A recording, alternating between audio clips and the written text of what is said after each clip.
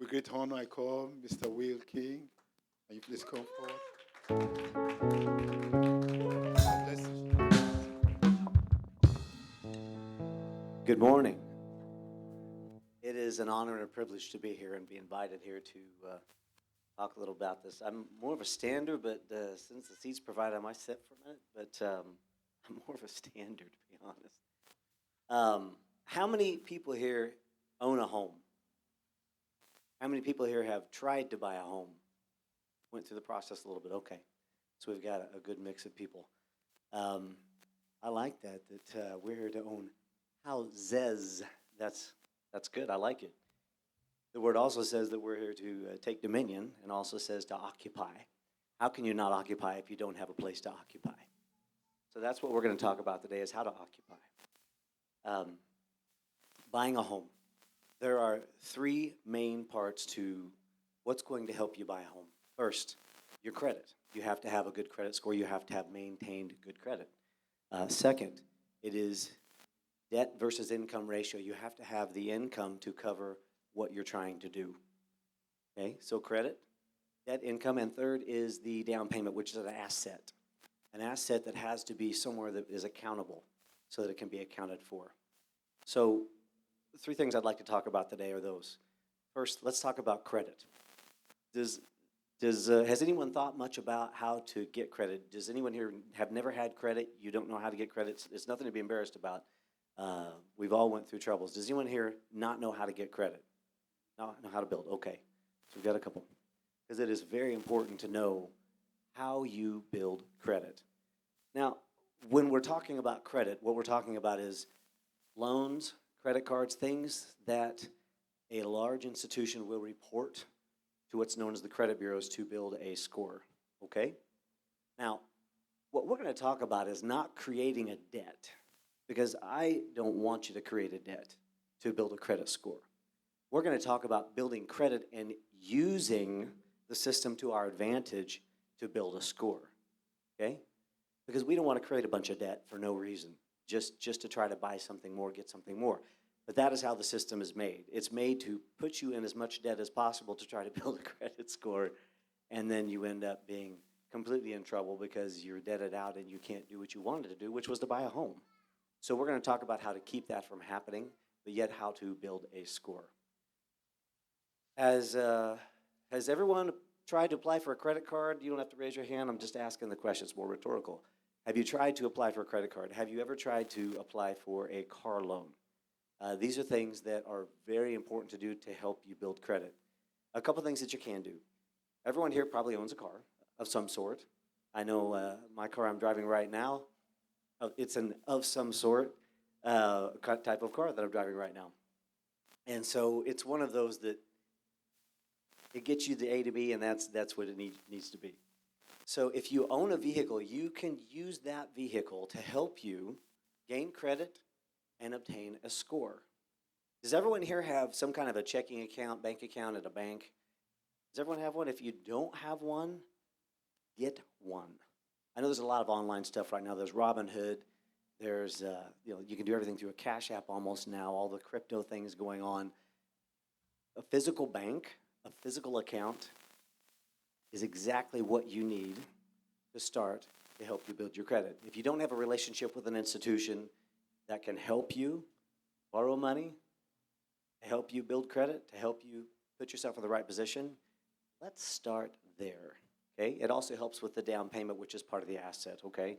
So when building credit, make sure that you have an institution, make sure you have a bank, make sure you have an account, and you want to protect that account. You want your paycheck to go into that account. You want to build a relationship with that institution that you're with, okay? Now, building credit, once you've had a relationship with that institution, use your car, go in and say, hey, I'd like to build my credit. And of course, you can call me, I'll help you and tell you how to walk through what to say, how to do that, what you need to say to them so that you'll come in sounding like you know exactly what you're doing. Whether you do or not, it's not even the point. You know exactly what you're doing, you're speaking their language, it'll benefit you. So you go in and you say, hey, I'd like to use my car and build my credit, use that as collateral, and you get a loan. To build your credit, you don't need much. Get a loan for, say, Get it, if your car's worth a couple $1,000s, get a loan for $1,000. Put it on a 12-month payment plan, something you can afford, okay? A 12-month payment plan. You're gonna take the money that they loan you and you're gonna put it in that account and you're gonna make the payment from that money. That's not money that you're gonna use. This is to build your credit. This is not to create a bill. This is not to create debt. This is to benefit you. And you'd be surprised, even though when you start building credit, they will charge you a ridiculous percentage of interest. It's not even relevant. It's not. Because when you're building credit, you're going to pay a little bit more interest, but when you look at the big picture of how much interest you're paying, it's not very much for what you're getting in return. Okay? And again, any questions on that, I'll go over it with you. I'm a math guy. We'll do the math and we'll show exactly what needs to happen and how much it is and what it takes to do. Okay? You also go to the institution and say, hey, do you have any credit cards? I'd like to get a credit card. Credit card is one of the key things that will help you build your credit. It can also be one of the key things that helps destroy your credit if you're not careful. I know this personally. It happens. Just have to be careful and be smart and just follow the experience of the people that have done it. So go to the banking institution, they ask them for a credit card. They give you a credit card. You're not going to just use that credit card for everything and anything. That's not what that is for. It is to help you build credit for a purpose, okay? So does everybody here have either a gym membership or Netflix or some kind of a streaming, Disney? If you have any kind of a monthly bill that's, say, $25 or less, when you get that credit card, you're going to put that bill on that automatically, okay? And when you do that, it's going to cause a monthly recurring charge. Now, when you get your statement, you're going to pay it on time. Now, remember, we're using a bill that you already pay, that you already have money set aside for, okay? You're not creating a bill. You're changing how you pay a bill. It also, if you pay it every month, you'll never pay a penny of interest to that credit card. Now, the credit cards, because it's all automated, they don't know the difference. So all it's going to say is you have a credit card worth $200-$300 and you have a 25 revolving balance every month. Once your statement comes out, you pay it on time, not early, not late. It only reports to the bureaus once a month, and it'll show that, hey, you've got a credit card for $300. You're only spending $25. This is a good credit risk right here. We're going to raise these scores. And it starts giving you credit, starts raising your scores. Now, again, this isn't even meant for emergencies, okay? People use their credit cards for emergencies. And I understand how simple it is to do that. It's simple to do that. But that's where people start to get in trouble. It's good just to have it for one purpose only, and the purpose is for building credit to begin. Once you learn how to manage it, once you learn how to manage your credit, once you learn to those things, you can move on to bigger and better things of how to use it for your benefit. The truth is, it's not really meant for that for you. We're building credit, not paying interest, because we don't want to pay interest. We just want to build credit. We want to use the system to our advantage so that we can do what we're setting out to do, okay? Again, we'll talk about credit individually if you have any questions on that. I know that's a lot of information probably to take down. When it does come to credit, the credit score that you need to be concerned with is a 640 credit score. Now that's optimal to begin getting into the borrowing process of buying a home. If you already have a credit card, if you have a credit managing service like Credit Karma or one of those, it'll give you a monthly score. Those scores are not exactly accurate to what a mortgage score would be. However, it does show you the ups and downs of what's happening with your credit. I have a Capital One card. My Capital One card tells me what my score is every month. I have been beating my credit up to get my score up for a very long time. So it allows me to see the ups and downs. So at least I can see that. So if you have one of those, if you subscribe to one of those, that's okay. Just know it's not going to be completely accurate. If you want to get an accurate mortgage score, that's where I'll come in and help you. If you need to look at your credit, that's where I can come in and help you, and that is for free. It does not cost you a penny to come in, let me look at it, overview it, and figure out what we need to do to get you where you need to go, okay? All right, credit. Debt to income ratio. I know that there are people who are self-employed, there's people who are hourly, there's people who have a lot of different situations. It becomes rather difficult depending on what your situation is. If you're an hourly employee, it becomes very easy on my side to do the figures of the money to say, okay, if you make this much an hour, you can afford this much of a house based on your debts, based on your income, based on what you have. And in doing that, we can talk about, okay, what is the most you want to pay per month for a house? And when you pay for a house, what I mean is a house which includes paying for the real estate taxes, paying for the insurance. So it's a culmination of how that all works. I want to make sure that whenever you are ready to buy or even considering buying, when you're looking ahead to see what you can and can't do, that we look at what is affordable for you on your budget. What's the most that you can pay to keep your budget solvent for you to be able to live and still own a home? Now, it's important for a couple reasons. For one, we don't want you to get into a home and then not be able to afford it. That is the worst thing that could happen. Secondly, if you're going to own homes, it's very important to know where you're at, where you stand, what you can spend, so that when you go to the next home, I know how to help you. And I can help you do that. I've helped people buy multiple homes, own multiple homes, and then set them up with a small, I would say a way to have a small dynasty, so to speak. And it actually takes me out of the picture and puts you in a higher realm of things, which I will help you do. So the debt to income ratio, we want to make sure that we're working with what can I afford? What do I pay in rent right now? Am I able to afford this rent? Do I pay for my utilities with my rent? How is that all fitting together? If you own a home and you want to see, well, can we do something different with the payment? Can we make it better? Can we, can I afford more? Do I need to go down? How am I living right now and how is it working? Again, all these things, we want to make sure to overview, make sure that you're putting yourself in a position to succeed with owning a home, to succeed with your credit, to succeed with your debt income ratio so that you can better yourselves. Because that's what we all want to better. We want to better our positioning and we want to do what we've been called to do, as it was so eloquently put. So again, credit, debt income ratio, and then assets. We talked about the bank a little bit. Assets. If you're wanting to buy a $200,000 home, let's just say that. We use that as a round figure, okay?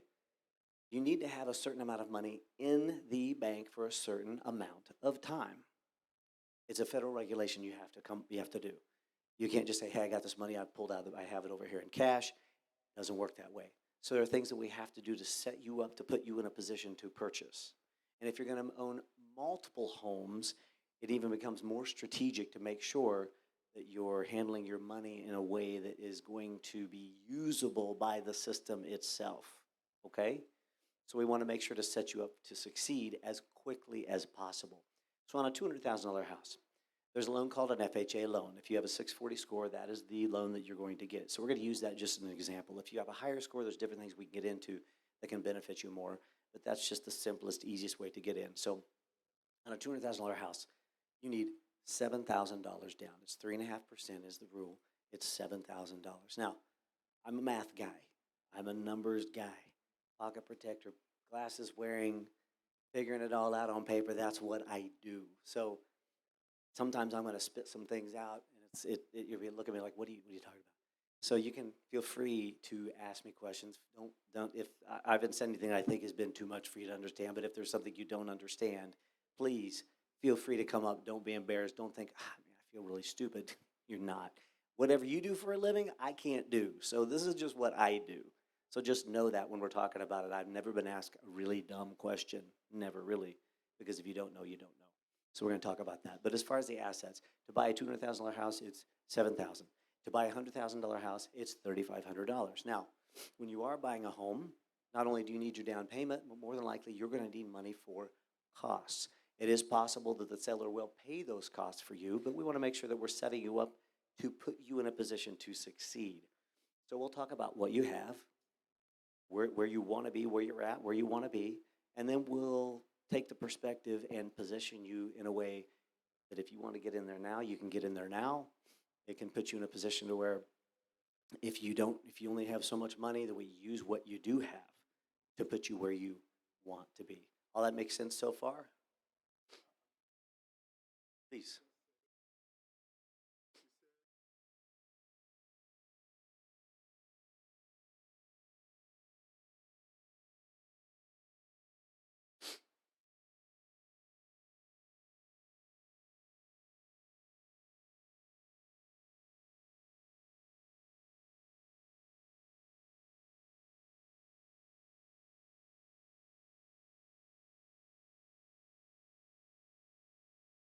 $200,000, you have to have $7,000 available in the bank for the purchase of the home.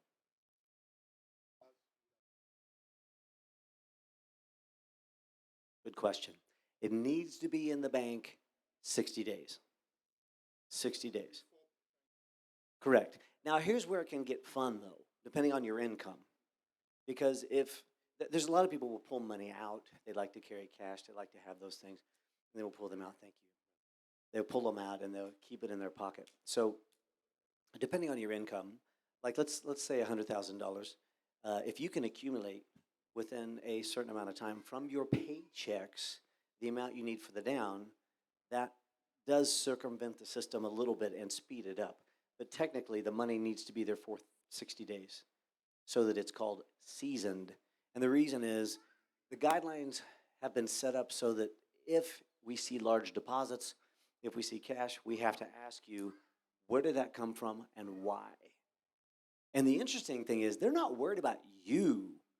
They're worried about me and my sick brain, what it's been doing for 20 years. Because when you see all this stuff, whether you want to or not, you try to troubleshoot and think things through. And sometimes your brain goes way off the rails on what it should be thinking about and how to help someone get into a home. So it's not about you. It's about keeping us in line to make sure that we're abiding by the guidelines and showing you properly how to do that. So I want you to know that right up front, okay? But the truth is, 60 days with the money in the bank to buy the house. So can I ask another question? Two questions quickly. One, if I want to buy a house, my income, my monthly income, does it determine the kind of house I buy? For example, if I Absolutely. earn, does it determine it? Okay, you won't approve if I'm earning not too much and I want to buy $1 million house, for Correct. example. Oh, okay. Yep. Now, when you're talking about having money 60 days in the account, like the 7,000 you're talking about, I have two accounts. Now, I have probably $5,000 in this account, which I've been saving, and have $2,000 in your own bank. And it's your bank I want to use to buy. Can't I transfer that 5,000 and bring in there? Will you object to that? I would object to that. Why? I would want to look at the accounts first to see how long the money had been there and why and where and how. You can use multiple banks and multiple institutions to pull money to purchase a home. It doesn't have to be in the same spot. It can be in multiple. Like I have two banks. The only reason I have two banks is because one time I had a small business with how I was paid through this being a mortgage person. And then I had my personal banking that I had. So I used two separate banks so that I wouldn't intermix the money and keep it separate for tax purposes and accounting purposes and things like that. Okay. So if I was to purchase another home, I would be using both accounts. I would be providing the information for both accounts. Yep. You have to provide your statement of accounts, yes. So when you're looking to buy, you don't want to be moving money around. At least not until I look at it. And then I can coach you on what to do and how to do it. Because we move money around as we need to a lot. And especially if you own a business, it's really simple to move money around just to make it work and do what you do. And that makes it even harder to work through for us as loan people and meet the guidelines and make sure it's okay. So again, I would just want to see the accounts and make sure. And as far as the debt to income ratio is what we're talking about, your monthly paycheck, that does determine what you can buy. Your total bills, and what I mean by total bills is what's on your credit cards, personal loans, houses, those type of things. It doesn't include utilities. It doesn't include what you may owe someone. It doesn't include your streaming services, anything like that. It doesn't include your gym membership. It only includes what's on your credit. So we have to factor that in as well to make sure that you're able to afford what you're wanting to do, because I'm only looking at part of the picture on my end. Now, the good news is that's the way I think. How to make sure that you're able to come in and still have everything you need to do outside of what we're trying to do with you in a house. So let's say that you make $4,000 a month. Okay, that's $48,000 a year. So $4,000 a month. When you're looking to buy a home, technically 57% of that 57% of that money can be used for your credit debts and the new house payment, okay? When we add it all up, do the percentages, 57% on an FHA loan. Now, we're hoping it's below 50% when we're looking at it, just to make it easier for you. But there are situations where you've got a couple, you both work, one of your credit is bad, one of your credit is good. We use the good credit person, but you share a lot of debts. We have to get very creative. So that's why that is there. The 57% is for people who, we have two-income household, but we can't use this income. We can only use income. So we stretch and push and work through and figure out how to make it happen. So again, if you make $4,000 a month, you have $2,000 you can work with to pay the bills and buy the house. Typically, that leaves, once you're talking about normal, what I see on credit bills, about $1,000 to $1,200 to spend on a house payment to buy a home. Now, that's going to put you in approximately $180,000 price range. I know that just doing this for 20 years, you know.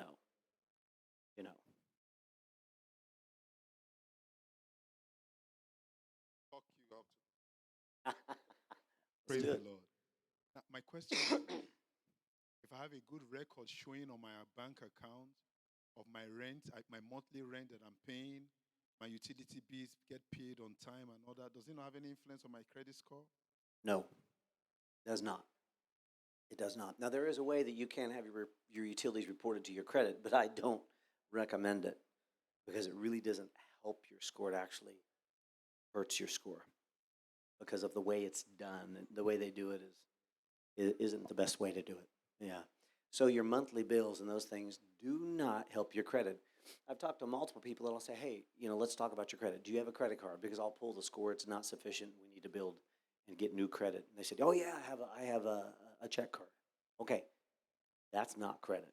That's tied to your bank, but it's not credit. It's not a credit card. It's not something that reports to the credit bureau. So again, when we look at your report and we go over things, we'll be looking at what you have and what you need. And a lot of times it's not as bad as you think it is when you're doing it. In fact, in 20 years, I've never told someone no. Now notice they didn't necessarily buy the next day, but I've never told them no. Because if you're willing to put the work in, that is not a word in your vocabulary. If you're willing to do what it takes to put the work in, to get where you need to be,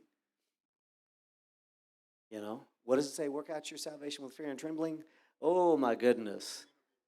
Sometimes you have to work out your credit with fear and trembling as well. It's all part of a process. It is work. And whatever you do, it is work. And so when you're looking to build your credit, if you have a score that's low or something's happened, it takes time, it takes work, it takes effort. And sometimes it's just time, which is the worst part of it, is the waiting of the time and the building. But again, while you're doing that, that's why I'm here. We will set you up, we review it, we'll say, okay, here's what you need to do. When you do this first step, I want to know. When you do the second step, I want to know. And then we're going to set it up to say, okay, this amount of time, and then we're going to check you again and see how you're doing and what's going on with it so that we can make sure to put you in the best position to where you can own a home. That's the goal. My goal, and just full disclosure, how I get paid. I don't get any money or anything until you buy a home. Okay? So everything we're doing right now, my time is free.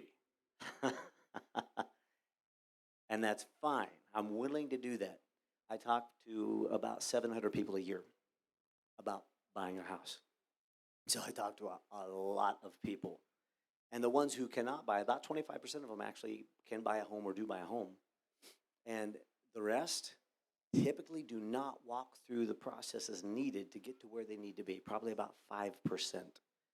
5% of about 500 people actually do what I ask them to do and follow through so they can buy a home. All I'm asking is to follow through. If you do what I say, if you do what I'm telling you to do, we can still brainstorm. If you have other ideas, I'm totally open to that. Totally open to hear what your opinion is on it, because it's not about me. It's about you. This is about you. I'm not concerned about the price of house you're going to buy. If it's a $50,000 or a $500,000 house, I'm going to work for you the same. Okay? Now, I get paid the bigger the house is, I get paid more. But that's not the point. It's not about me, it's about you. So I'm here to make sure that whatever you're buying doesn't matter to me. We're getting you in the best position to put you where you want to be. I had a guy sit in front of me about 10 years ago, and he was a trucker. He didn't make a ton of money, and he was kind of a rough character. Good, honest guy, hard working, but he was a rough character. And we're sitting there in my office. And sometimes the hardest, most work you put in is for the least amount of money. Okay? So he's buying like a $68,000 house. And I'm talking to him, and we're sitting there signing the paperwork. And he's a great guy. He's doing what I'm telling him to do. He's coming in, he's doing his thing, and he says, well, you know what, Will? He goes, I'm really excited to buy a house, but that's a pile of money. I just kind of looked at him because in the housing part of it, the average house back then was about $125,000 was the average loan size that I would see. $125,000 was the average loan size I'd see. And typically we'd see a lot of $150,000, $200,000 homes. He's buying a $68,000 house, which is nothing wrong with that at all. But he was looking at me and he goes, Will, that's a pile of money. And I looked at him and I thought about that because really I was thinking, this isn't a pile of money, this is a $68,000 house. You don't need that much to get into it. You got a few $1,000 bucks, you're good to go. But I thought about it, do I have $68,000 in the bank? No, I don't. That's a pile of money. So no matter what size home you're buying, unless you've just got that kind of money in the bank, that's a pile of money. So whatever you're looking to do, whatever price of home fits you and where you want to be and what you want to do, it's all good. I'll work with you just as hard as somebody buying the $1 million home. In fact, you're probably going to be better to work with than the one buying the $1 million home, to be quite honest. So I'm okay with that. But I just wanted to let you know that when we're talking about doing these things, I'm going to give my time to benefit you. Okay? And I'm 100% okay with doing that because it always comes around. You do the right thing, it always comes around. You treat people the way that they should be treated, it always comes around. So just know that when we're talking about it because it could be very frustrating for some people to buy a home. Very frustrating, very hard process, not a lot of fun. In fact, I tease people when we go through the process, when we start getting all the paperwork and we're asking for all these ridiculous things that the guideline tells us to ask, I'll say, look, do you have a dog? Do you have a cat? Because if you do, I might ask for the blood type before we're done. Just know that. It could happen. And then they ask me, would you take a kid? No, that's too far. You can keep the kid. Take one of my kids instead. But no, seriously, the process can be arduous at best sometimes. So I want you to know when you're going through that, again, this is just for your benefit. This is just to benefit you. If you already own a home and you want to think about doing the next one, we can talk about that as well, and I can tell you how to do that without having to have a large amount of money down. Let's talk about that since you said houses. If you're wanting to buy another home, a second home, let's say you want to buy an investment property, it opens up a whole new playing field, okay? For one thing, your score has to be higher to really make it work. But secondly, you have to have 20% down. 20% down. So $100,000, you have to have $20,000 in the bank. And if you're buying an investment property, you'll also have to cover your own costs, your own taxes, insurance, and all of that. So you really need about 25% in the bank, okay, if you're wanting to buy an investment property. Now, most of us look at that and say, oh, I want $25,000 in the bank to buy an investment property. We need to talk. There are ways that we can help you buy another home and still, through the process, have an investment property, okay? We just have to talk about it and see where you're at, what you're wanting to do, where you're wanting to go next personally with your home, and see if there's a way we can work around to allow you to own houses without having to put out all the money that you may or may not have to do that. I wanted to throw that in there because, again, we're talking about building something, multiple things, owning, taking dominion.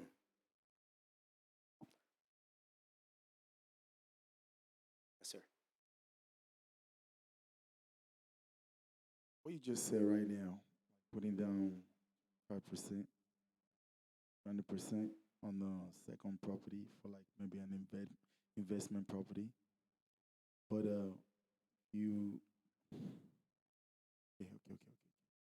Okay, what if your first property that you guys purchased together, okay, does that rule apply if you already put down 25% on your first property? You have to do it again on an investment property? Yes, totally separate transaction. Okay. But here's something to think about. The property that you're in right now, the average people stay in a property about 7 years. Okay?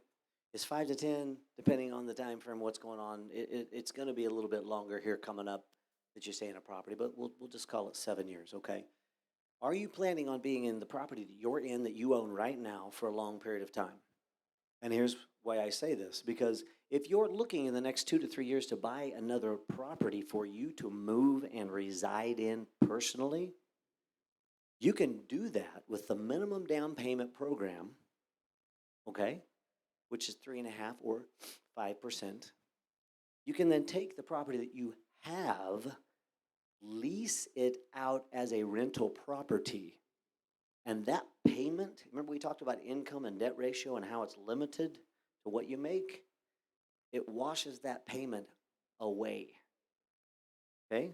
So we can talk more about that because I know that's, if you haven't done that, it might not be something that it might be a foreign concept. So we can talk about that. But there's ways to get you into another house and have an investment property, okay, without having to have the 20% down. But the money that you have in your own property, yeah, it stays there. You can't use it for the other one. So on the investment property that you talked about, is it better to do that one on your credit or as a business credit, like a business side? There's no such thing as doing it on a business credit. Okay, let me correct that. I own a business, and I didn't do that. My business bought that. Now, do you do that under a business, or do you do that, just, I mean, I know your social is still tied to everything, Yeah. one way or the other. Well, if you own a business, you're buying a business property, Yes. it's a totally different ballgame Okay. than what we're talking about as far as owning a rental like that. But yes, if you have a business buying a business property, then yes, your business technically is buying the property and you are signing for that business to own the property. But that's also going to depend on how long you've been in business, and if you have built business credit and how that works. I have a little bit of experience in commercial loan from long time ago, and I keep up with it, and I keep a short list of guys that know what they're doing, so I can talk with you about it, and if that's what you're looking to do, coach you through that, how to do So it. investment doesn't have to be business loan. Okay. Residential, yeah.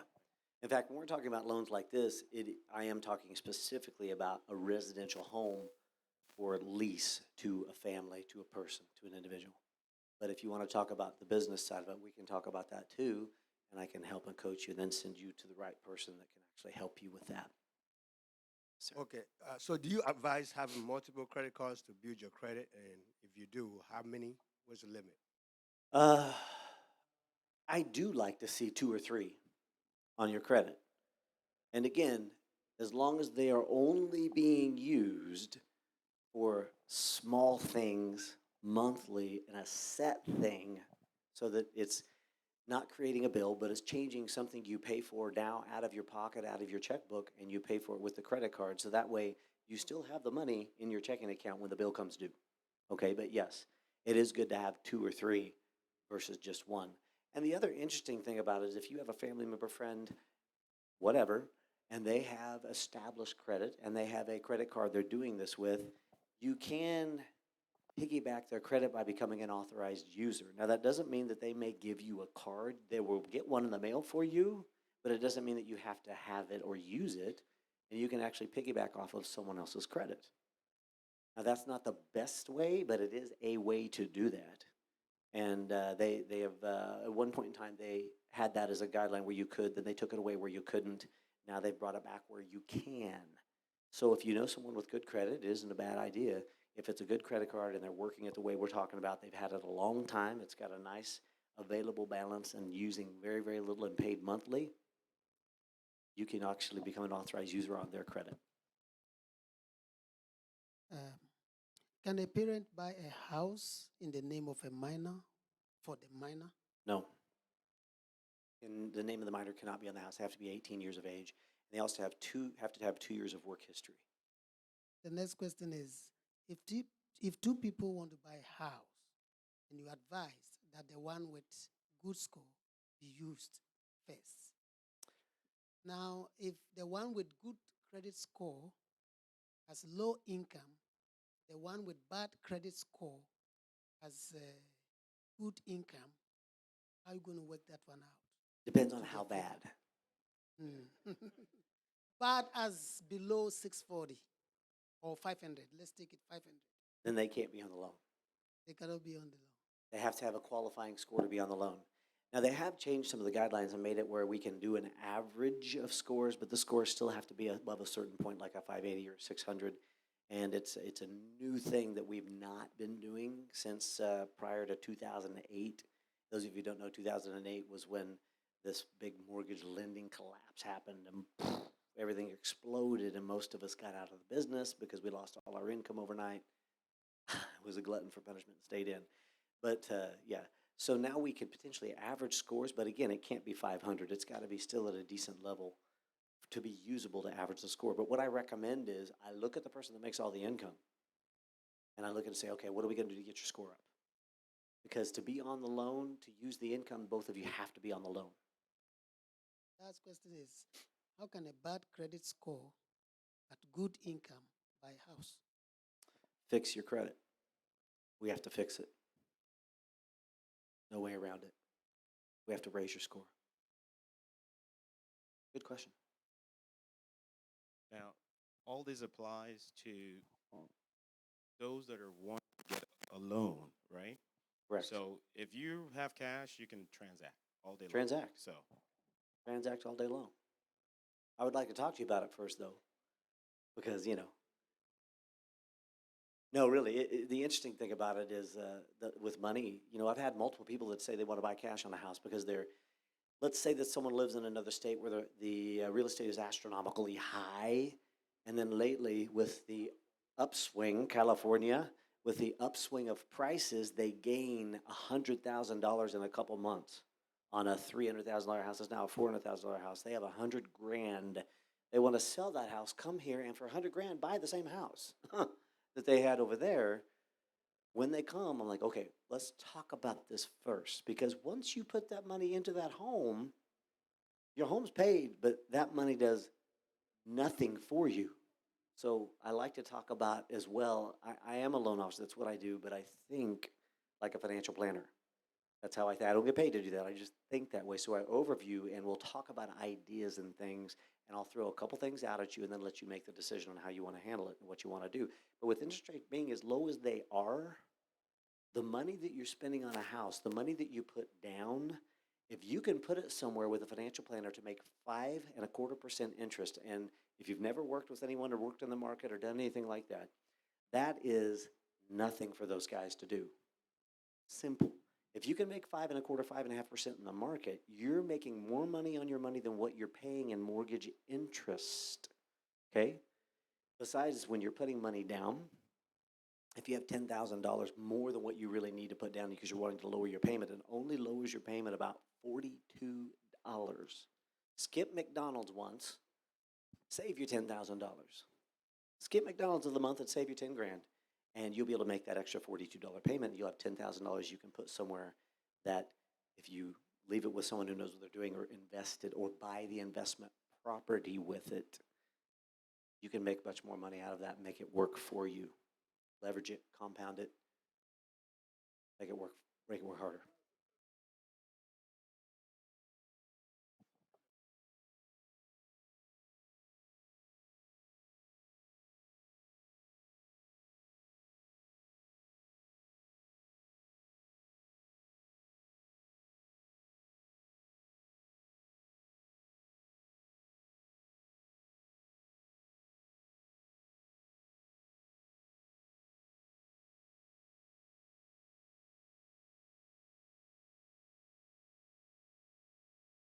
No. No. They actually, there is, with FHA, you can do what's called a non-occupying co-borrower, which means someone who is not living in the home that can help you buy. Typically, it doesn't need to be a family member. So, I mean, in a way they can. They can't necessarily attest for you, but they can co-sign for you and help you do that. But there's certain rules apply. And here's another interesting thing that you can do. If you don't have the $7,000, but a family member does now, okay, I'm going to define family member. Technically, family member is a sibling, parent, child, grandparent, aunt, uncle, no cousins. However, we do not check birth records or birth certificates. So someone says they are your brother and they sign the form that says, this is my brother. I'm going to help him with a down payment. I'm going to take your word that that is your brother, that that is your sister, that is your uncle, that is the acceptable source for your down payment, okay? And what I mean by that is if somebody else has $7,000 and they are a family member, as I just described, they literally can give you that money. It has to be sourced, what I call sourced, the same way as we talked about money being in the bank.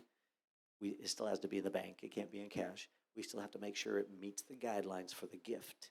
But they can give you a gift for that down payment, okay? We have a lot of that going on. We're talking about grandparents and parents and the kids starting to buy and they need a little bit of help, need $1,000. My first house, my dad gave me $1,000. They didn't have any money. I don't know where they got the $1,000. I really didn't care. They gave me $1,000. I was good. So I was able to buy a house for my family. First one they did. Say it again. The what? Yeah.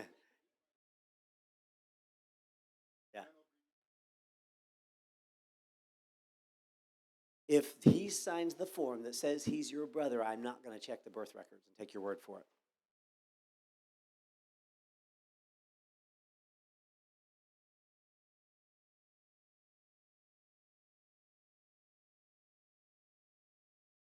I'm going to take your word for it. Go ahead. Okay, as a student, just getting into the job market, how long do you have to be on the job before you can, be approved for a house? It'll depend on your work history, what you're going to school for, and what you're going into. Let's say you're getting a degree in engineering and you go to a company as some type of an engineering type. We will count your school time as job time because you're going into your career field of education, which means you're going to start out at a higher pay anyway. So if you've been to school for 4 years, then you go into that field, you have 4 years of experience. So for the debt income ratio that they have to use, your income, do they use your net or your gross to calculate your? If debt you're income? a W-2 employee with no business, personal business on your taxes, then we use your gross, okay? If you own a business, we use your adjusted gross. Business people, they get hit really hard. And the third one, this time around, you're not a student, you are switching jobs, for a better paid job. How long do they calculate the break in the job? I know some rules apply to it. It depends on if you have any gaps in employment. But typically, if you have no gaps of employment, you're moving to the next job. As soon as you get a pay stub, you're good to go. Okay, let's say you have a gap, like how long do you have to? If you don't have any gaps in employment, as soon as you start that job and get a pay stub, we will use that hourly wage. Some of that's also going to depend on if you've been full-time before. There's got to be some consistency there, but each thing is taken into consideration individually. But the best answer I can give is the new job, better pay, we use it, 100%. Just have to be there long enough to get a pay stub. And even that, I've had people, which you don't want to do, switch during the process of buying a home. And we had to finagle around how to make that work. But as long as you're getting a new pay stub, we're good.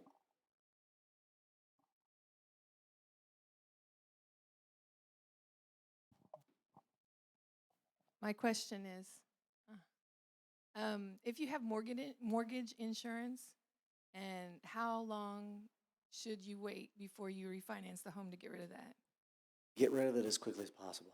But that's a credit score question too, and an equity question.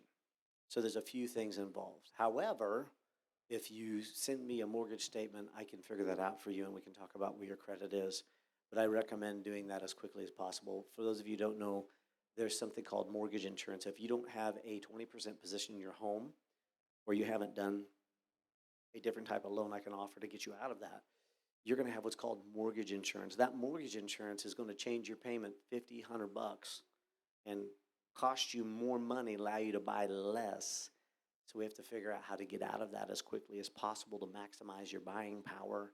And what it's there for is to ensure the bank holding your note, in case they have to foreclose on you, you're paying their insurance so they can foreclose and not lose money on the house. Necessary evil. A horrible thing, but we got to do it.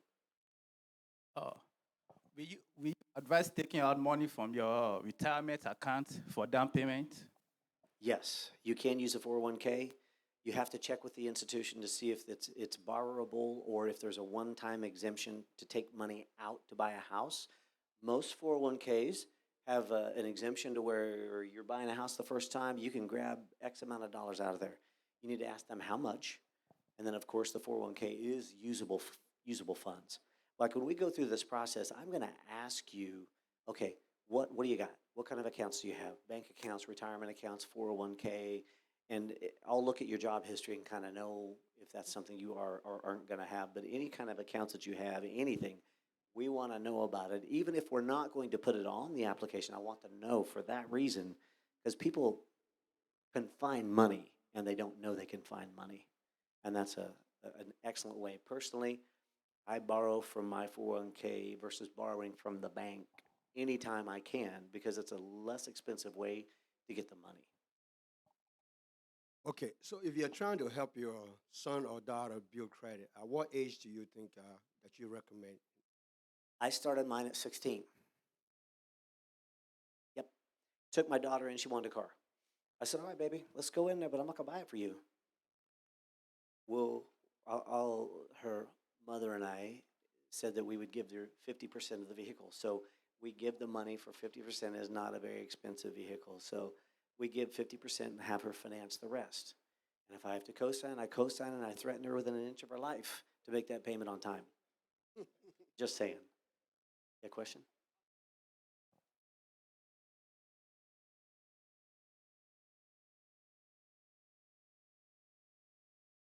Yes.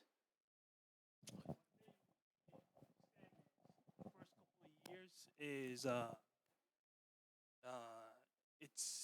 it takes some time to get there, but we're on our way. So I decide to, and I find like a friend, a very good friend who has a good credit score, same as me, has same or similar debt to income ratio, same as me. Can we buy like an investment property for, say, an example, 50,000? Get in, get it paid off, rent it out, get out, move on to the next property. Simple to no time. Yeah. We Okay. just have to talk about situational and how it works and what we need to do. But yes, if you're buying an investment property, the rules are a little bit different. You don't have to have a family member helping you with it. You could have anybody helping you with it. Okay. Okay. Thank you. That's a good question. We have some other ways to help you guys do that as well that doesn't cause as much down payment. We could talk about. Speed the process up for you.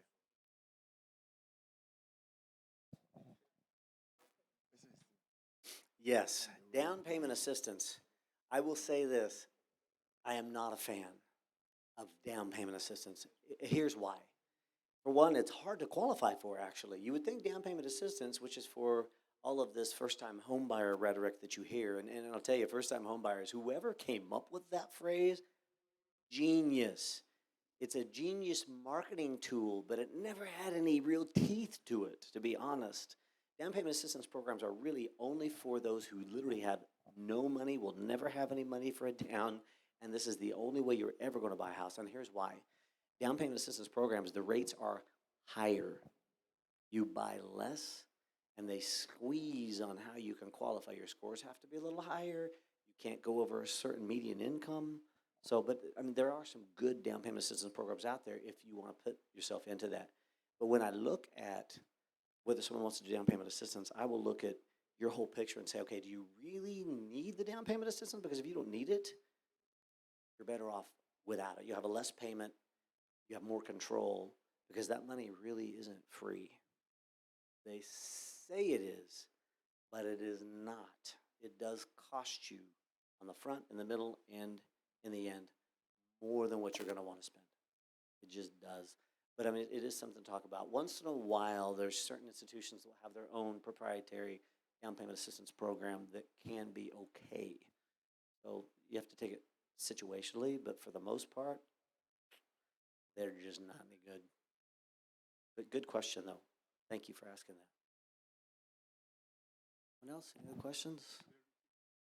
How do you how do you console your clients when they find a house and it's required for them to put down probably like $20,000, and everybody's placing their bid, all the bids going at the end of the day?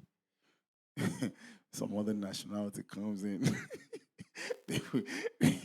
and you have to tell your client like, "Hey, the house is gone." It's tough. How do you console them? We had that problem so many times. Like, you have to go back to this drawing board. Yeah. You're talking about if the house doesn't meet what you needed to meet to be able to purchase and complete the process? Like someone put in more money, It's tough. more. It's just like you have to. It's time consuming. It's just Okay, nerve wracking. this is where your loan officer comes in, okay? Because there really shouldn't be a place where you're going into buying a house and you're ending up having to spend, as a buyer, much more money, okay? This is where the loan officer comes in and says, okay, what are we really looking at here? How can we make this work? And that a lot of that is just experience of knowing the nuances, because you're talking about if a house is falling apart and you got to put more money, it means there's something wrong with the house. Usually. It's not an issue. It's not your issue. That there's a problem with the house, has to be fixed. That's the only time I really see where there's a lot more money has to come in, okay? Now, I don't know what the situation was you're talking about. We should get into detail about that if you would like. But the truth is, most of the time, that means the house needs repaired, needs fixed. Seller's not going to do it, or whoever owns it just doesn't want to do it, and you still want to buy the property. There are ways around that where it's not going to cost you necessarily more money. It'll allow you to be able to get the home and have funds available to fix it or to do what's needed. Yeah, consoling, there is no consoling when stuff like that happens, man. There just isn't, you know. I'm a pretty straight up guy. I kind of lay it out on the table because it's important that you just know this is just how it is, and I'm sorry. But let's work through how to get past it and to keep you going where you need to go. Yeah, it's one of those things that we all, as loan guys, we just hate that. Do I really got to tell this person this? Do I really have to do that? Yeah, it's tough. The human part. I will. Hi, how are you? I'm fine. Hey, I don't really have a question. I did want to speak to the gentleman over here. Will was my loan officer. I just recently purchased a house.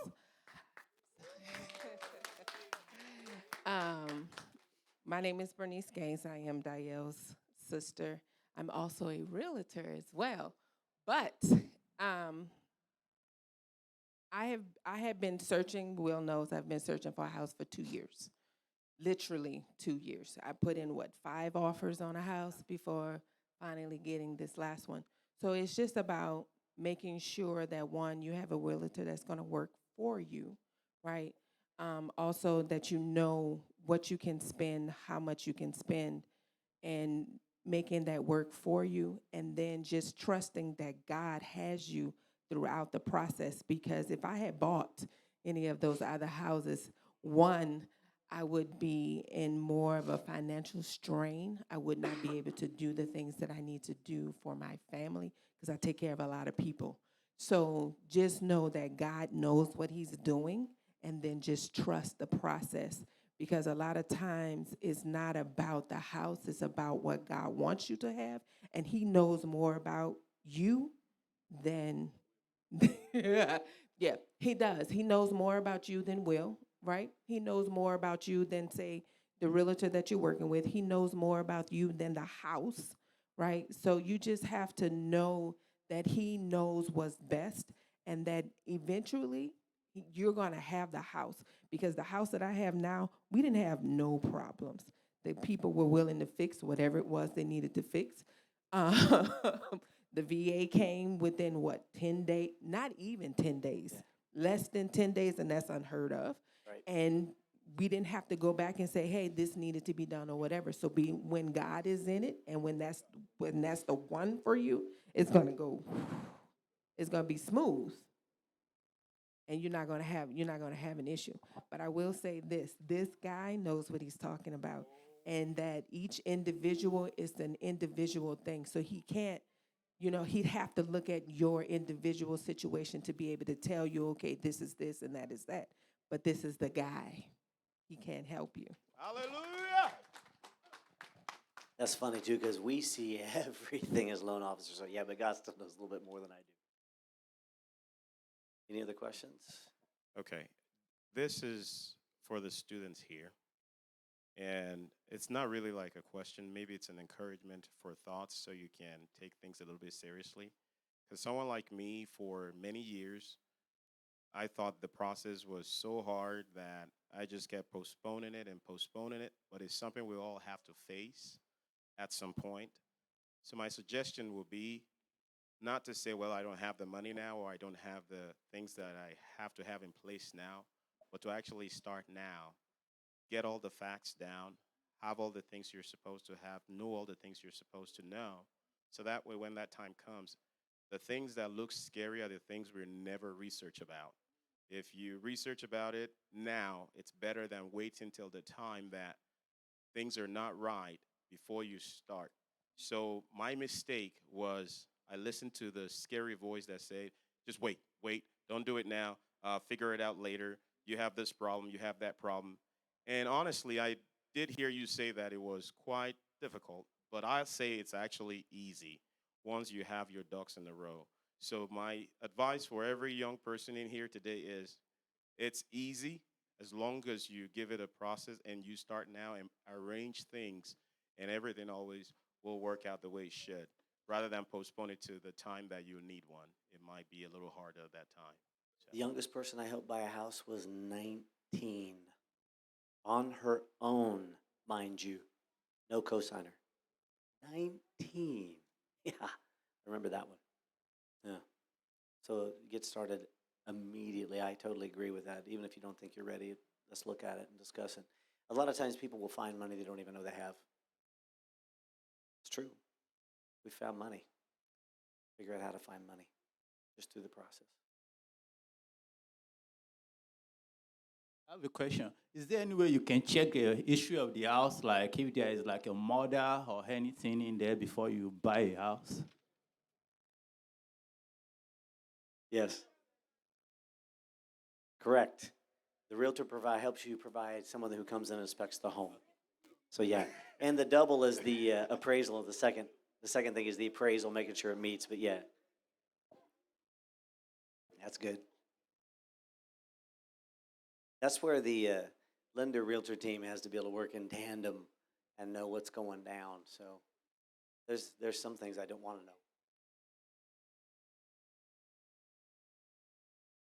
But you find out, in the case you buy a house and they didn't tell you about that until you pay for the house, is there any way you can get out of the house?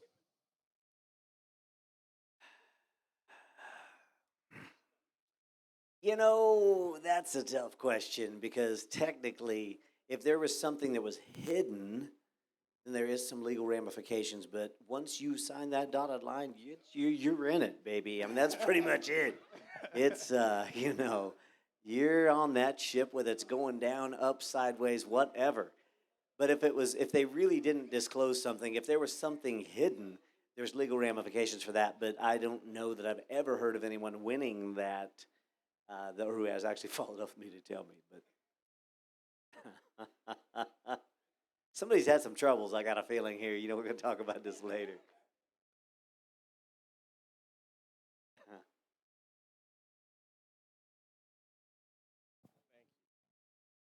Yes, I have a few cards. Actually, I don't know that I brought enough, but I have some cards. I also have a website. I have a phone app. The name of the phone app, which is a great way to start out, is USM Power. The company I work for is U.S. Mortgage Corporation. It's a family-owned company out of New York. I say New York because when the guys come to town, they look like they're mafia. You know, they walk in with a suit. Hey, yo, I'm Maurizio. I'm Steven. We're gonna, you know, like, okay, really? Oh, great. All right. That down.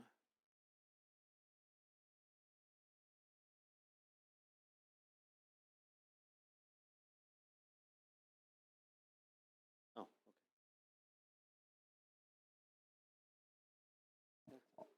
That'll work. And put my cell number on there too. Put my cell number on there too. Yeah.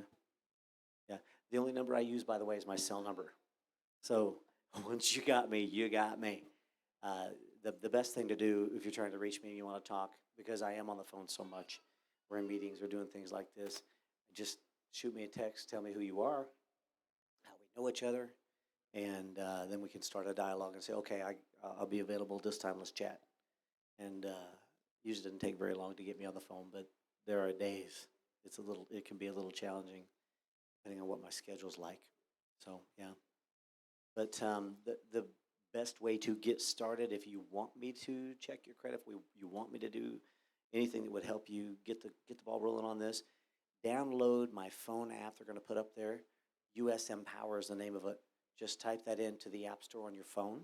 It'll come up. You'll see like a blue flag with a house and set of stars. That's it.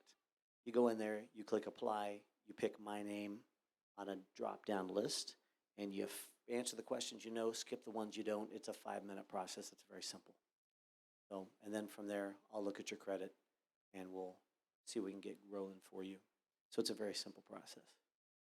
Anyway, but if you have any questions, feel free to hit me on my cell phone, and we'll answer everything we can to get you where you need to be. And if I don't have the answer, I will get it for you within a reasonable amount of time.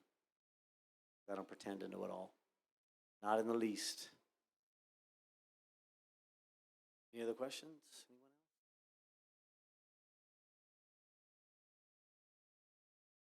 Thank you very much for your time. Church, are we blessed? Amen. Thank you, Mr. Will. We appreciate you greatly. We appreciate you greatly. Thank you for your time and taking this time to want to impart on us. We appreciate greatly. Like as Mr. Will have said, feel free to reach out to him. Because why? By the power of the living God, one of my vision next year is to dedicate more than 12 houses. Praise the Lord. So the shortcut is, let's go there. And we have come to know that even if you are a student, you can buy a house. We've come to know that. We've also come to know that age is not a barrier, having 2 years experience and all that. I want us to be proactive. I want us to be visionary people. I want us to be focused. We must not be like our fathers to end what they end and live life the way they live. And again, for those of us that own one houses already, excuse me, there's nothing wrong in owning an apartment also, which you can lease out for rent. You can lease out. Praise the Lord. So that's the shortcut. I had to do some short meeting. There's one question I want to ask. What immigration status do you have? Did anybody ask that question? Now, what immigration status do you need to have attained that qualifies you to own a house in this country? If you are here under any status legally, more than likely you can buy. Any status legally. Okay. What of those of us who do not have any status anymore? It depends. If you have a legal social, if you have the credit and a social security number, Okay. you probably got the status to do it. There's a guy, he's Hispanic fellow, has been here a long time. He's never been a citizen, been here forever, and I don't even know what his status is anymore. I don't think he even knows what his status is anymore. But I think he's considered a resident alien, so he can buy a house. Sir, can I ask this question, the last question from me? I've heard about paying, whether renting and owning. I don't know. Rent to own. How possible about that? Does the bank work with people that way too, to rent to own? The bank doesn't work on the rent to own because there's no money being lent. I mean, I could help set it up as far as walking you through what you would need to do. And that's not a bad way to go if you don't have the credit to actually qualify and someone's willing to do that for you, but we want to set it up in a way to where you can take that person out of the picture as quickly as possible to where you are owning the property, not just renting to own the property, because you still are limited on what you can and can't do. They still have a handle on you. You know, you're still under their foot, so to speak, on the property. So, but there's ways to set that up within a reasonable year, 2 period of time. We can get you in and have your own money for the house and lower your payment and do things like that. Thank you very Good much, question. sir. Now, sir, I know some people might want to see you immediately after this meeting. There's some questions they won't want to. Do you mind? Oh, that's great. You want to ask a question, Emmanuel? We're raising up your hand. Yeah. Okay. Well, you mentioned having a social security number, right? What if you don't have one, but you have a tax ID number? No. Okay. Nope. Sorry. Yeah, they used to have loans. They were called ITN loans. But they shut those down a long time ago because of the risk. The people just leaving the house, taking their stuff, going home. As many of us that want to meet with Mr. Will, you can come to my office upstairs so that you can have a private discussion with him concerning whatever you want to discuss with him. And I think it's worth a while. Praise the Lord. Church, I don't want us to limit ourselves, like as I said.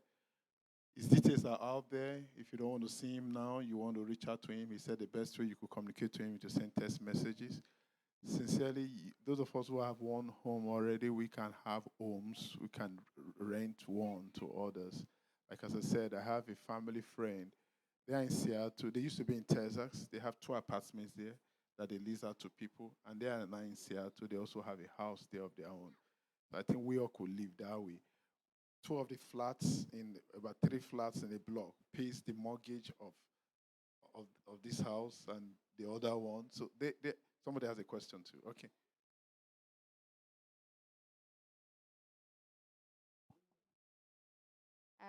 Like group buying, like when you buy houses in groups. Can you go deeper into that? You can do group owning in the sense if you're talking about an investment property. You all can go in together to do it. We just have to look at, okay, how many people we're talking? You know, how's it going to look? What do we need? How's the credit of everybody? The more variables you add, the more difficult it becomes because everyone still has to qualify. Still have to have the score to do it. Debt ratio still needs to be there. You can have people that don't have the debt ratio and have a score if they just want to be part of it. But it does drag down the economy of everybody. That again? I'm sorry. Can they be dependents? You know, like they're not primary owners. They're not listed as Like a owners. secondary? Yes. Yeah, be a secondary owner. But As they're- long as they qualify or Oh, someone that has the credit, okay. you know, to be able to be one of the purchasers of the home, yeah, Okay. that's fine. Thank you. Welcome. Okay, somebody has a question. Absolutely. VA loans are amazing. No money out of pocket. I mean, it's, yeah, all day long. That's one of my favorite loans to do. What is the VA loan? Can you Yeah. explain what the VA loan is? Love VA loans. Yeah, VA loans are amazing. No, can you explain it? I don't know what it is. Oh, a VA loan. It's for veterans, those who served in the military Oh. or are serving in the military. Okay. They have the right to purchase a home without any money down. Okay, that's great. Beautiful. Oh, that's Lowest payment, interesting. lowest rates. It's a beautiful thing. It's a This great is- benefit. That's great.